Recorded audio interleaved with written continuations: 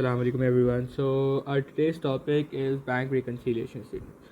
So basically bank reconciliation क्या होता है इस पर हम पहुँचते हैं थोड़ी देर में. We'll start off. Let's say हमारा एक बिजनेस है. So how do we manage our bank account by making a cash book? सही है, सही है. हमारी बिजनेस की बुक्स होती हैं, उसमें we have our account bank का.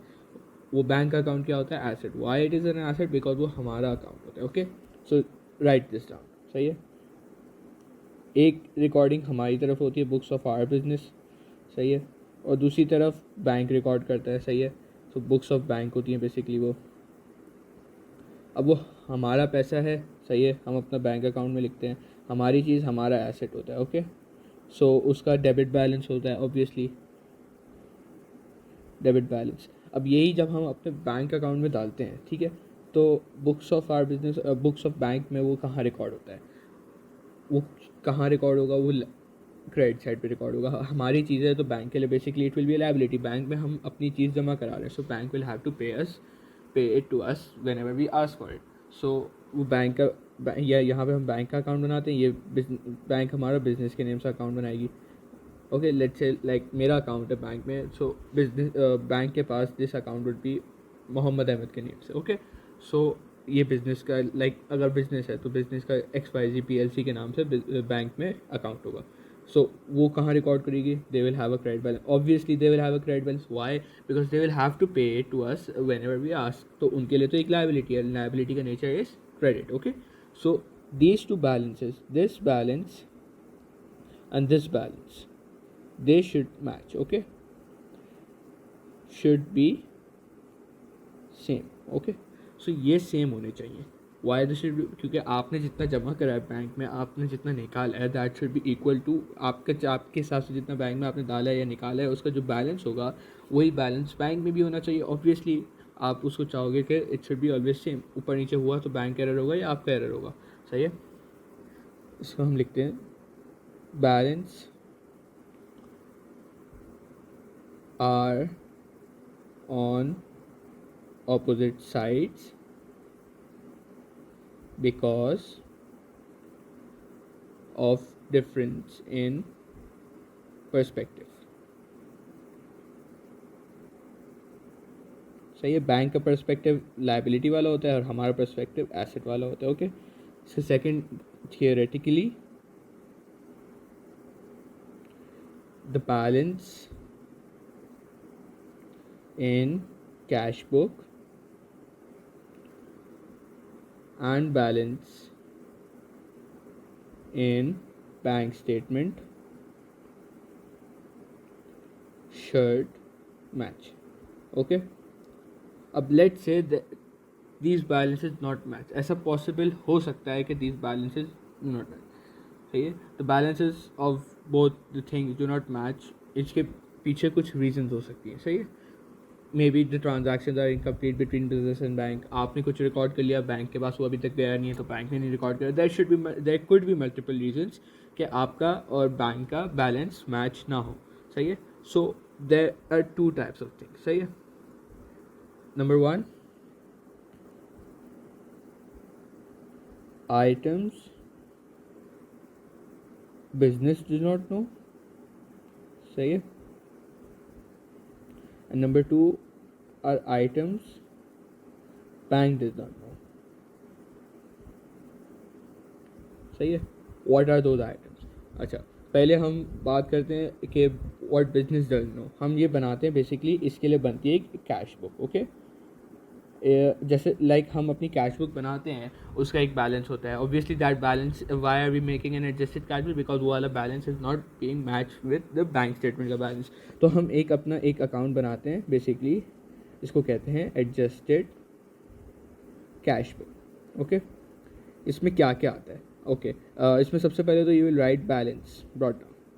या this could be an overdraft as well. सही है. जो भी है you write it down. Okay, now moving on. आप अपने ना कुछ चीज़ें होंगी जो आपके नहीं पता होंगी. That could be number 1, bank charges. Bank her month के अपने कुछ चार्जेस आपके कट ऑफ करता होगा. वो आप हर महीने आपको याद नहीं रहा, आपने अपनी बैंक अकाउंट में, अपने बैंक कैश बुक में you have not recorded it. Bank statement आई, यू चेक इट, क्या नहीं रिकॉर्ड हुआ बैंक ने बैंक चार्जेस करें, you write in your adjusted cash book, आपने बैंक चार्जेस लिख दिए. Okay, then there is another thing name as standing order. What is standing order? Standing order also known as bankers order. Basically होता क्या है ये? Standing order is basically like you have to make a payment every month. Like आपने आपका जो premises है अपने business की, दैट इज़ ऑन रेंट, वो आपकी अपनी नहीं है. हर महीने उसका रेंट पे करना होगा आपको, and you forget every time. Like you एक constant amount you have to pay, right? तो हर महीने आपको याद रखना है पहली तारीख को मुझे ये पे करना है.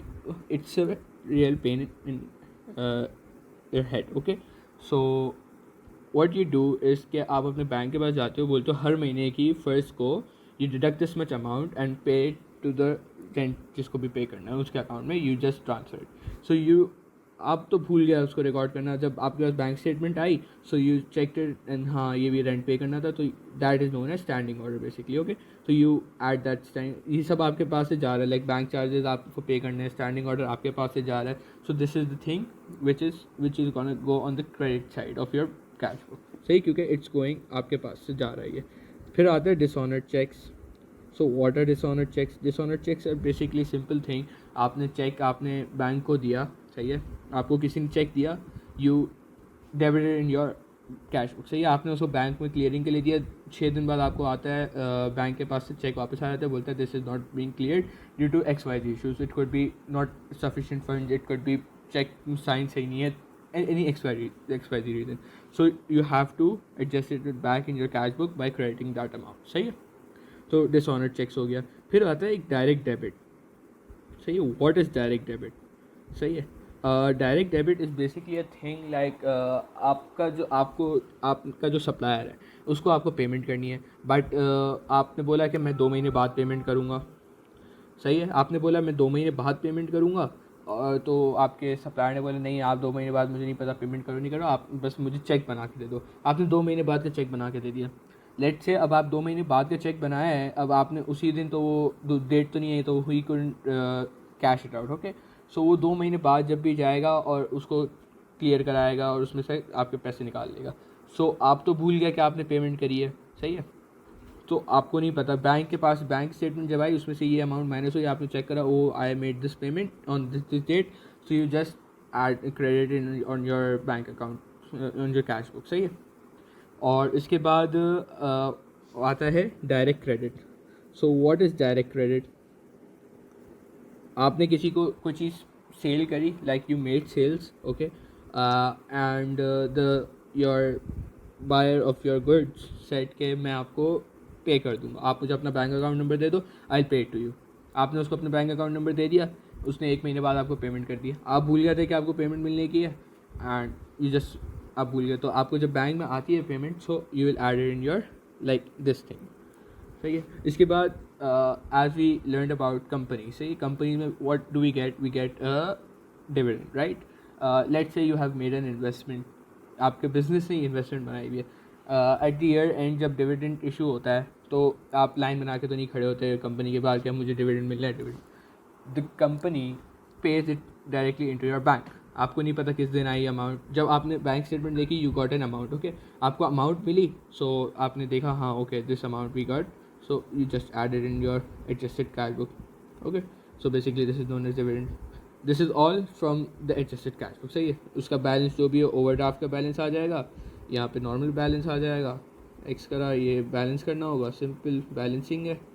Okay, moving on to items which bank doesn't know. सही है, ऑफिशियली हम बैंक के पास जा तो नहीं सकते, बैंक को बोलो ये चीज़ें चेंज करो, उनके बैंक हमारे स्टेटमेंट में, हम बैंक के पास जाके तो चेंजेस नहीं करा सकते. अब व्हाट वी डू इज़ कि जब हमें स्टेटमेंट मिलती है, we make a reconciliation statement. हम अपने पास ही रिकन्सिलेशन स्टेटमेंट बना रहे हैं, so that we can check whether the bank balance is correct और नॉट. सही है, so how do we make a reconciliation statement? सही है, वी मेक इट लाइक, सबसे पहले लिखते हैं balance as per bank statement, यहाँ बैलेंस लिख दिया. Okay, now what we do is के add uncredited cheques and less unpresented checks. I'll explain both of these to you. Okay, and this will be what is uncredited checks. Basically, uncredited checks are those checks that आपने तो bank में cheques डाल दिए, like there is a time limit for cheques to be cleared by the bank. Processing में time लगता है. आपके ऊपर चेक मिला, सही है, you added in your cash book, debit पे ऐड कर दिया, and then you gave it to the bank. Bank क्या करता है, उसको प्रोसेस करता है, क्लियरिंग करता है. उसमें 1 दिन, 7 दिन, महीना, anything could, any time could take place. Okay, कुछ भी कम से 2 घंटे में भी हो सकता है, and it could take up to 60 days as well. सही है. तो वो जो टाइम पीरियड है उसमें तो बैंक के पास जब तक क्लियर नहीं होता तब तक आपके स्टेटमेंट में नहीं आएगा. सो बेसिकली आपने अपने डिपॉजिट कराया है, सही है, डिपॉजिट कराया, डिपॉजिट आपके बैलेंस में ऐड अप होना चाहिए. जाहिर सी बात है, आपने अपना चेक जमा कराया कि मुझे ये पैसे मिले हैं कहीं से, सो वो आपके बैंक बैलेंस में ऐड अप होगा. सो अभी तक वो बैंक ने तो प्रोसेस नहीं करा है, but that amount should be added, तो आप उसको यहाँ पे ऐड कर देते हो. Okay, what are unpresented checks? Basically unpresented checks are those checks which आपने तो पे कर दिया, like आपने अपने कस्टमर को पे कर, सप्लायर को पे करना था cheque, you gave it the cheque to your supplier. अब सप्लायर 6 महीने का टाइम होता है to cash out the cheque. Okay, कहीं किसी भी बैंक में चले जाओ आप, तो अब सप्लायर कहीं बिजी हो गया, उसने जमा नहीं कराया चेक, तो ताकि वो क्लियर नहीं हुआ. आपने अपने कैश बुक में तो क्रेडिट कर दिया because you have made the payment, but your जो सप्लायर है उसने अभी तक जाके आपकी पेमेंट को प्रोसेस नहीं करवाया.